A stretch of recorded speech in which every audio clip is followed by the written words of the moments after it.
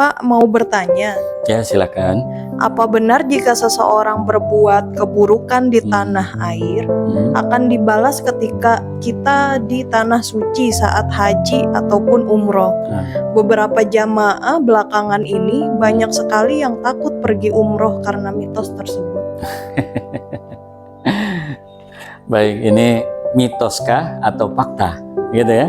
Ada dua nih. Betul, Mitoskah atau fakta? Nah, pertama gini, menyikapi hal tersebut. Yang pertama, ini dari hadis, dari perkataannya Rasulullah SAW. Rasulullah berkata, umroh ataupun adapun haji ya, ataupun umroh di dalamnya, jikalau itu dilakukan dengan benar, sesuai dengan yang diajarkan oleh Nabi Muhammad SAW, maka dia akan mendapatkan ganjaran pengampunan dosa. Ya, pengampunan dosa ini ya. Ya, jadi intinya pengampunan dosa itu ya itu haknya Allah ya.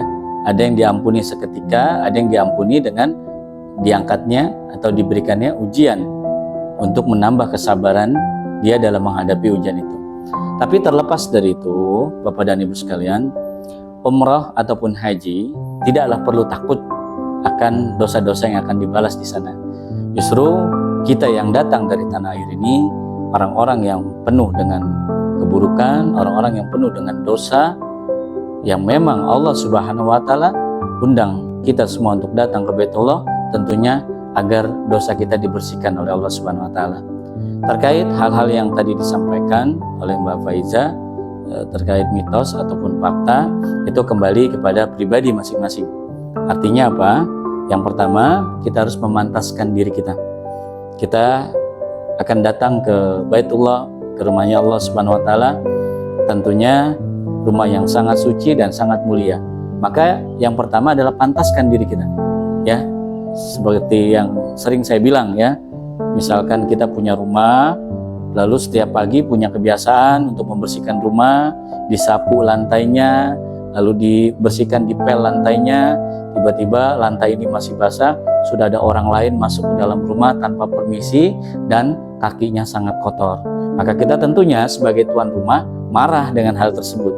Karena apa? Ada orang yang datang ke rumah kita tanpa basa-basi, tanpa mengucapkan salam, tanpa sopan santun, tanpa kaki yang bersih, dia menginjak lantai kita dan menjadi kotor dan duduk. Tentunya kita marah sebagai yang tuan rumah ya. Begitu juga dengan Allah Subhanahu wa Ta'ala. Ya, Allah ingin hambanya yang datang memantaskan dirinya. Minimal ketika dia akan berangkat ke tanah suci, mulai memperbaiki ibadahnya. Ya, mulai meminta istighfar kepada Allah atau ampunan kepada Allah atas dosa-dosa yang pernah dikerjakan. Ya, minimal istighfar, ya, minimal meminta ampunnya itu dengan mengucapkan istighfar. Ya, lebih bagus lagi diiringi dengan sholat tahajud, meminta ampun kepada Allah Subhanahu wa Ta'ala. Yang kedua, adapun hal-hal yang sebagaimana kita dengar tentang mitos tersebut, ya, misalkan ada yang di sini sering memukul, di sana akan dipukul kembali. Ya, terkadang cerita itu ada benarnya. Tapi ya ingat, ini tidak dijadikan landasan ini bakalan terjadi 100%. Namun hal ini akan terjadi jikalau dia tidak memantaskan dirinya. Ya, dia lupa akan maksiat, akan dosa yang pernah dia lakukan di tanah air sampai Allah ingatkan kembali dia ketika berada di tanah suci. Ya, misalkan dia pernah dulunya memukul atau bagaimana ya, maka ketika dia tawaf dipukul orang ya, mengelilingi Ka'bah dipukul. Nah, intinya Allah ingin mengingatkan dosa dia. Ya, tapi kalau kita insya Allah sebelum berangkat sudah memantaskan diri kita, meminta ampun, beristighfar kepada Allah Subhanahu wa Ta'ala akan dosa-dosa yang dikerjakan, insya Allah Allah Subhanahu wa Ta'ala mengampuni kita dan Allah akan mempersilahkan kita dan memberikan kemudahan dari ibadah yang dikerjakan.